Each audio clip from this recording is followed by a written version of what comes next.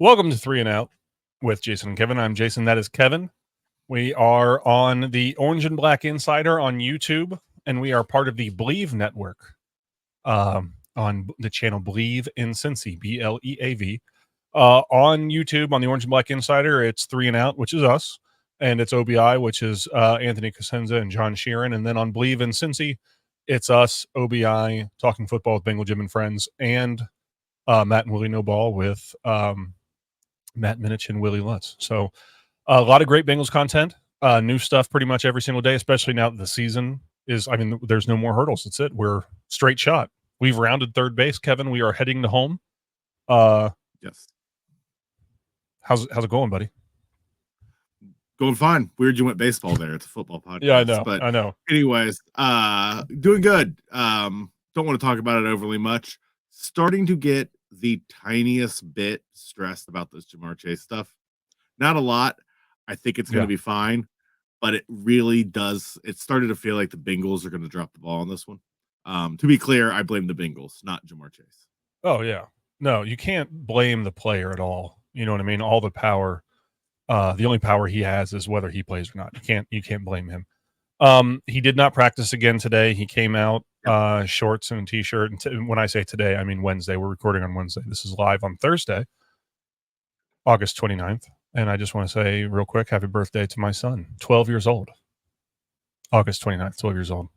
Anyway, so as far as him not practicing, it's not obviously not an injury thing. It's just one of those, I'm here. I don't know. I mean, I don't think that there's any chance that I'll ask you, do you think that there's a chance that he doesn't play? Or he says, I'm not going to play week 1? I think there is a very small chance. Not enough to get stressed out about, especially not at this point. To be fair, any stress you're feeling is entirely manufactured. And I don't mean this in a negative way. It's simply that, the stress you're feeling about Ja'Marr Chase is the stress that the franchise is likely feeling about Ja'Marr Chase. Right. And that's the whole point of what he's doing, is to create a sense of unease, to create a bit of a suspicion that maybe this could go really poorly. Yeah. Again, it's the only power he has, and right or wrong, that's not even my issue. My issue is pay the man. It's been my platform from the beginning. Right. I do not understand what the Bengals are doing. But I'm just saying that, yes, I feel tense. Yes, I think there's a chance he does not play. I also acknowledge that the entire point of what he's doing is to manufacture those feelings and put them in us and put them in the staff.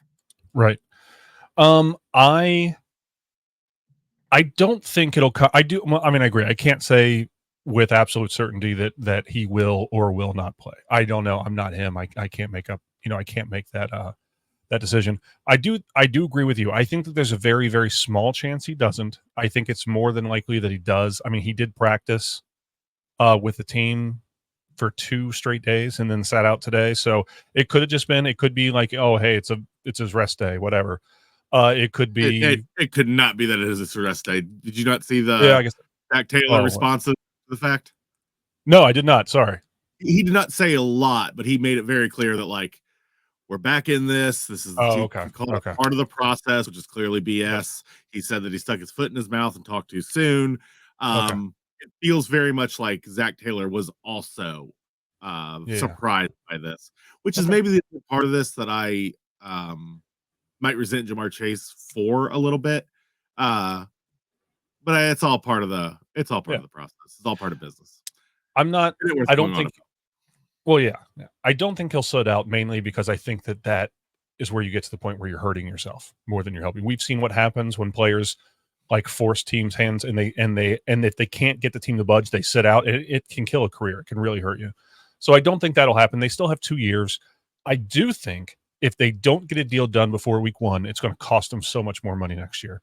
And we're all going to be looking at him going, what the hell's wrong with you guys? Yeah. You could have gotten him at X and now you're at Z. There's a good chance that's exactly how this goes. Oh, yeah. So what do you think the chances are? So if he plays out his contract and then they'll have the 5th-year option, what do you think the chances are that Ja'Marr Chase is done in Cincinnati after that? Because personally, I think it's 0. I think he'll be here. Pretty close to 0, if not 0, yes. but how much it's going to cost them is up in the air. Because the longer they wait, the more expensive he's going to get. But yeah, so enough of that. Do you have anything else to say about that? No, I want to move on to the exciting parts. The 53-man roster was officially decided today. It will change, Yes. maybe even dramatically over the course of the next week or two. Yep. Going into the season with the multiple injury reserve, but we got some comments on it. Right out the gate, I thought that there was. I said they were going to keep 5 tight ends, and I thought it was full of shit. They kept 5 tight ends. They did. That's wild to me. Yep. I thought you and I had talked on the show. We talked kind of behind the scenes. We both thought Tanner Hudson would be the odd man out. Yes. And I kind of figured that they would keep 4 tight ends because, I mean, Tanner Hudson's on a 1-year deal. And if you like what you have in Tanner McLaughlin, you're just kind of wasting space there. You know what I mean? But I think that this kind of signifies that, hey, we do like what we have in McLaughlin. You know, I don't think all was ever had any chance of being cut. Right. But we like what we have in McLaughlin. We don't know if we can use him yet this year. We want him to develop. We can use Hudson. We know that. That's where I'm thinking. But I wouldn't be surprised if there's 4 tight ends on the roster by week 2. You know what I mean? No, because we're going to have multiple things shuffling around. Right. Because of Miles Murphy and Brad Robbins both being on IR. Those are you're going to have to free up spots for them here in 4 weeks, hopefully. And I could see Tanner Hudson being the guy. Right. Who one of the 2 guys who ends up getting cut. But regardless, right now 5 tight ends. It's wild. Yeah, it is. It is. So they did that with safety as well. They kept Tyson Anderson, Dejon Anthony, and then you had you had Tyson Anderson. Of course, I want to remember the 2 guys that aren't going to play very much. But yeah, they're keeping 5 safeties. They Geno Stone, Von Bell, and Jordan Battle. Thank you. They're keeping they're keeping the 6 wide receivers that we thought they were going to keep. There weren't a ton of surprises. It was just the amount of guys they kept at certain positions, especially the tight end one. That was pretty crazy. Safety, I don't think that really surprises either of us necessarily. No, I could have seen it going for it safety. I also thought it might go for it linebacker. It still could go for it safety and linebacker. Again, there's a lot of stuff going to get shuffled around. But we'll see. Another guy I was kind of surprised about was Jay Tafele. Made the team, made the final 53. Yes. I think, me neither. And I think, they went heavy at the position. I think that a lot of it's just because they don't really know what they have in Chris Jenkins yet. But I could see Chris Jenkins, McKinley Jackson, when he's healthy, they step up. I could see them saying, like, hey, Tafele is gone. You know what I mean? I could see a situation. So, or not Amari Smith. We'll get to that in a minute. But like you said, Brad Robbins and Miles Murphy are on IR designation for return. So that's week 4. They'd be eligible to come back. I think that they're going to have a situation where they're going to say, one of our 5 safeties, one of our 5 tight ends, or one of these defensive tackles like Tafele or Zach Carter or something like that.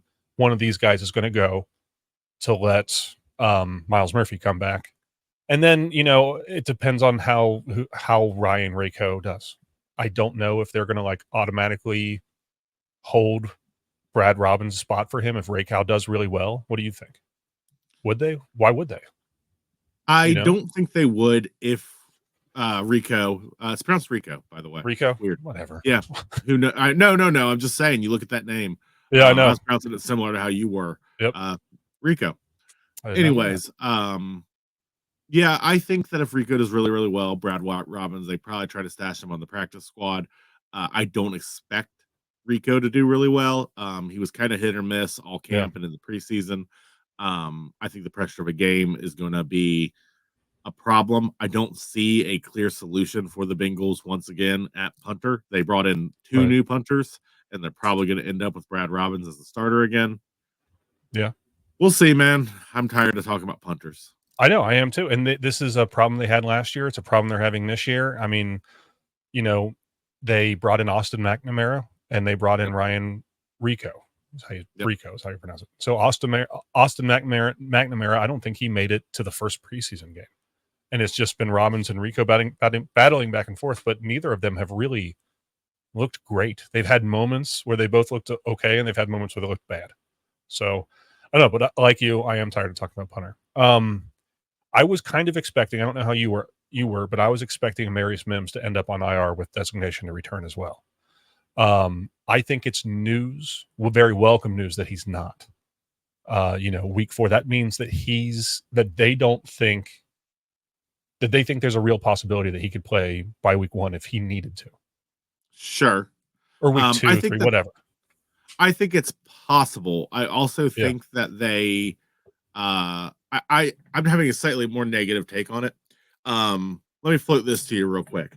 It's not that he is any more or less injured than, let's say, Myles Murphy. It's that he's more critical than Myles Murphy. Trent Brown still has issues. He keeps having medical issues. He has back problems. It is starting to get a little bit scary. I think that even if they maybe likely would have, I'm not saying that I knew this, I don't know anything, but even if they look at him and go, I don't think he's going to be ready till week 4, 5, or 6. Yeah. I think they would keep him on the roster just in case he is ready, because they are not comfortable with what Trent Brown has been showing them. So I agree with what you're saying. I think that we're saying the same thing. You're just looking at it as a glass half empty situation, and I'm looking at it as a glass, because I'm saying, hey, he's good enough to be ready. That's a good thing that he's there and he's good enough where they don't say, we can't give him any snaps week run through 4. He needs to be on IR. So he's good enough. And I'm saying that makes me happy. And you're saying he's good enough to be ready. And that makes me sad because they need him to be ready. That's what's happening right now. I'm a little bit. I am saying that he might, literally might be looking at this going, we don't think he'll be ready till 5. It makes the most sense to put him on IR. We are still not going to do it because we're so nervous about Trent Brown right now that he still is showing like durability issues that we're going to roll the dice on it so that maybe he's available by week 3. Yeah, I'm not saying that's true. I'm just saying that is like the more negative spin on this, because if you don't have Myles Murphy, you still have your starting edge guys. Right. You still have Hendrickson. You still have Hubbard. If you don't have Trent Brown, you're gonna need Mims. Yeah. Or you got to go out and get Jackson Carman back. No. I wonder. I would rather just not have a tackle. Just put Drew Sample in.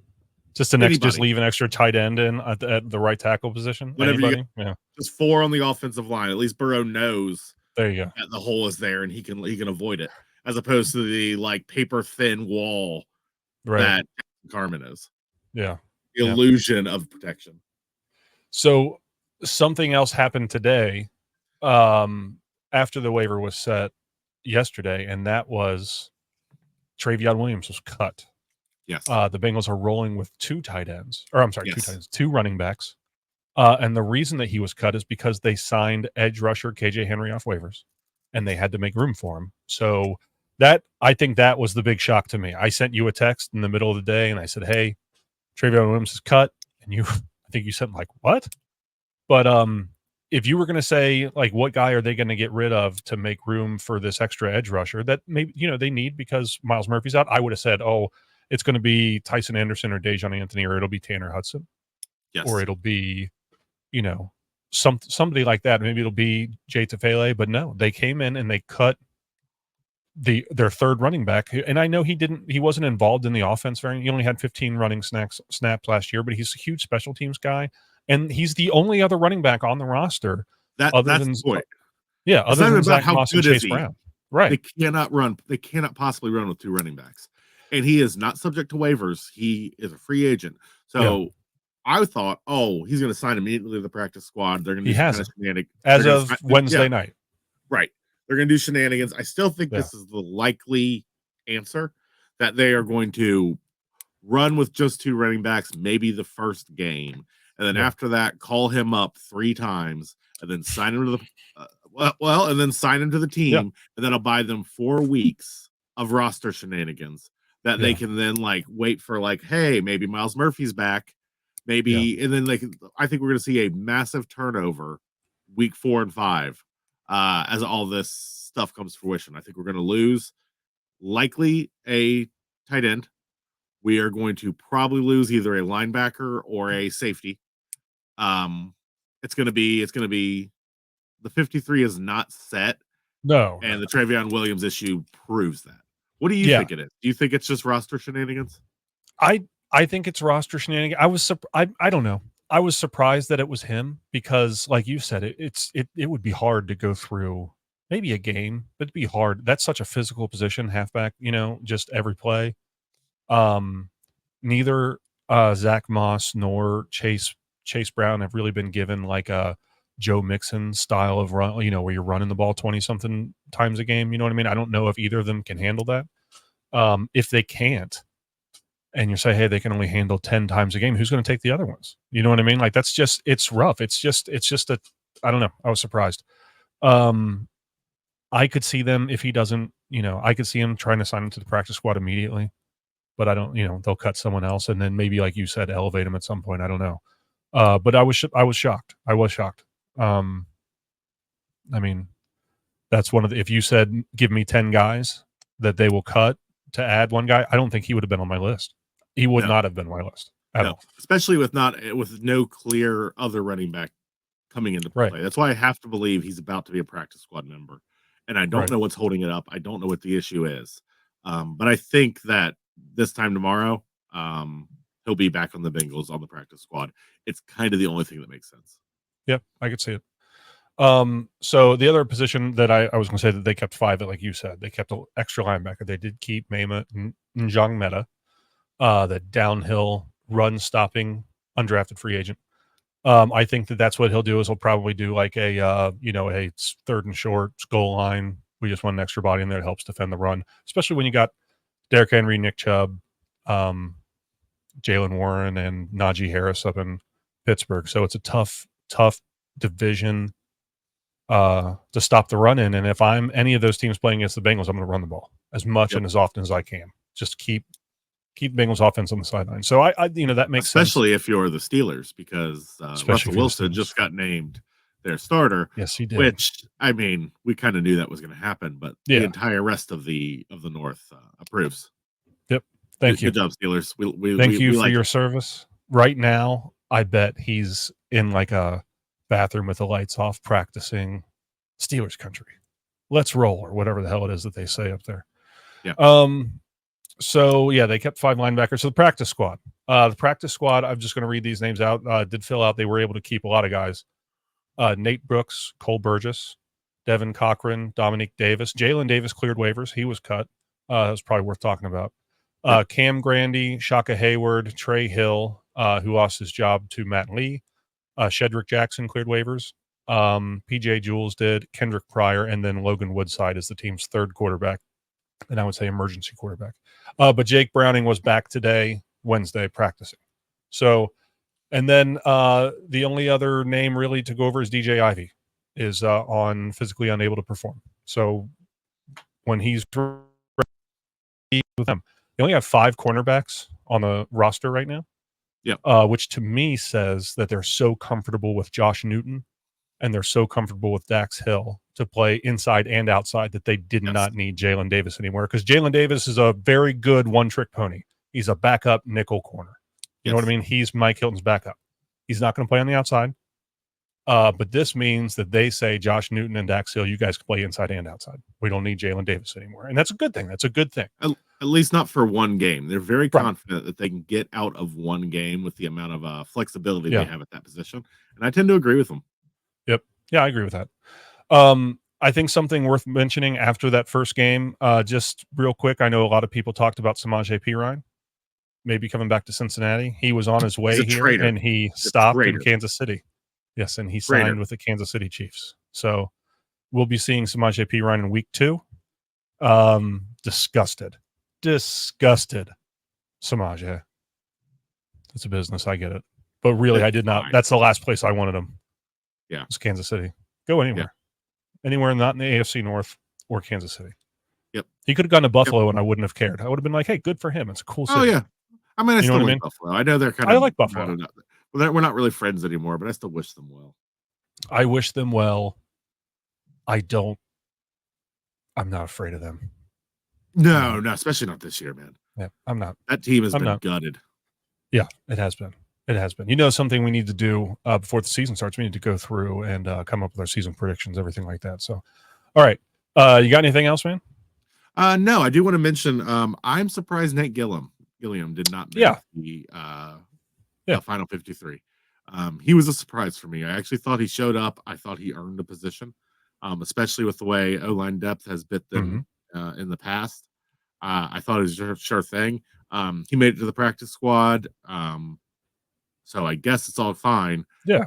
I just thought it was. I thought I would have bet money that he made the team.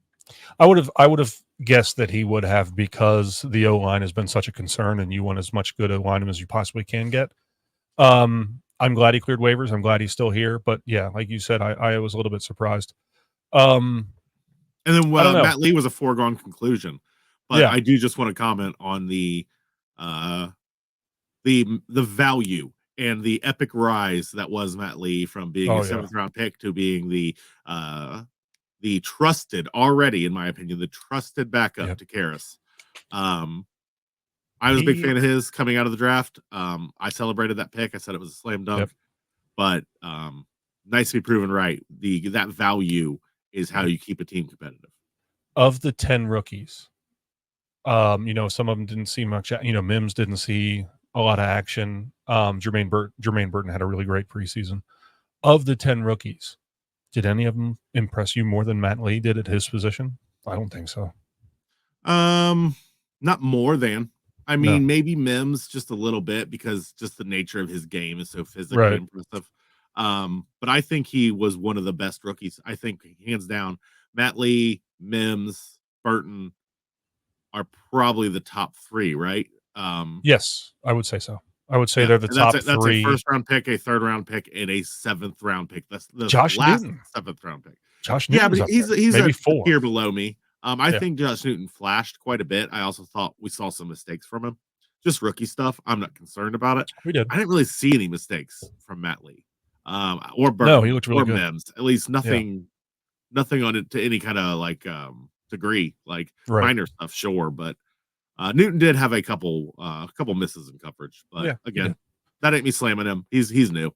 Yep. I will say something notable about this year's 53-man rosters. All 10 rookies made it.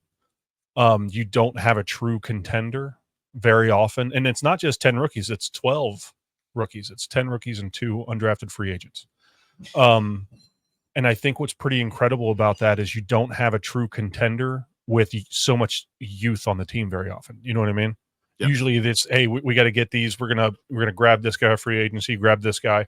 And they have done some of that, we're going to plug and play. We have to get it this year, so we have to get this position right. But they draft 10 rookies, and they keep all 10 of them heading into what should be hopefully a Super Bowl season. So that's really awesome. That just shows that they're not just trying to win one Lombardi. They're trying to build a dynasty here, which love it. Absolutely love it. So, yeah. Final question to end it out on. I've seen both takes. I know the real answer is some combination of the two, but you got to pick one.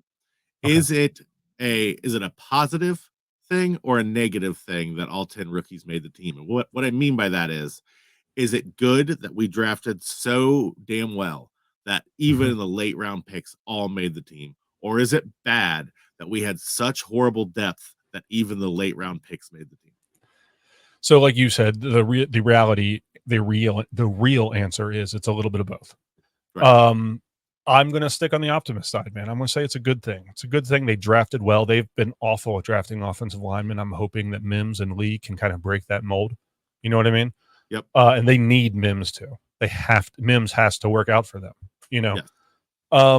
So I would go that. I think it's just that they drafted really well this year. Things landed their way. In reality, it's a little bit of both. Some bad depth and a good draft. I'm with you on this one. I'm not being negative at all. I completely agree. Of course, it is both. Those positions were there to be filled, which wasn't great. But I feel better about this draft class than I have the last couple. Yeah, I would agree with that. I really, really like this crew. Yep. I think that we're going to pull multiple long-term starters from this draft, which is the injection we needed because we're one more bad draft away from getting close to like Yeah. burning out. You know what I mean? Yeah. It wouldn't happen right away, but we'd be 2-3 years from now going, okay, it's time to rebuild. Yeah. This draft could save that, which is a lot to put on a single draft class. It but is. Man, we needed this injection. It is. I totally agree with you. I think that it could be the best draft class we've had since 2020, which gave us Burrow, Higgins, and Logan Wilson. I could see Josh Newton being a contributor for a long time. I could see Jermaine Burton being the number 2 receiver opposite of Jamar Chase. I see Matt Lee being the future starting center. I could see that happening this year if things go a certain way with Cordell Volson or Alex Kappa. I could. You've said that before. I have. Yeah. I mean, Mims, hopefully he's a Pro Bowl, all-pro caliber right tackle. I mean, there's a lot of talent here. I don't know what I can say for guys like Dejon Anthony. He's a late-round safety, probably not the most athletic guy, you know what I mean? But if you turn into a guy like, you turn into like just a career special teams ace. You can have a hell of a career. Joe Boshy's had a hell of a career just doing special team stuff. So yeah, I don't know. I'm pumped, man. I'm pumped. I'm ready for it to be here. We just have one weekend. This is it. This is the last weekend without football, and then Thursday night football starts with the Kansas City Chiefs and Baltimore Ravens. I do want to ask you real quick. Being a Bengals fan, is there a worse way? You know what I mean? Like, I'll watch it because, like, I'll watch anything. Like, you know what I mean? Any port in the storm kind of deal. But like, I don't want to watch Ravens, Chiefs. I don't even know who I'm rooting for, man. So I'm rooting for a tie. I think a tie would be the best case scenario for the Bengals.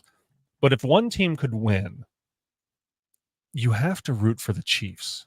I'm not doing it. I know. I don't want to. I don't want to. I'm not saying you have to, but I'm just saying if you needed one team to win, the division rival would be the better team to lose, I would think. But that's just me. Yeah. I don't know. I don't want to root for you. I'm going to watch it. I'm not going to say it, so.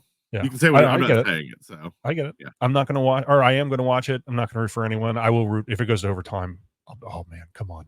Missed kicks and muffed punts. Let's go. All right. You got anything else, man? That's it. All right. Well, once again, we are on the YouTube channel, Orange and Black Insider. It's not just us. It's OBI, which is John Sheeran and Anthony Cosenza.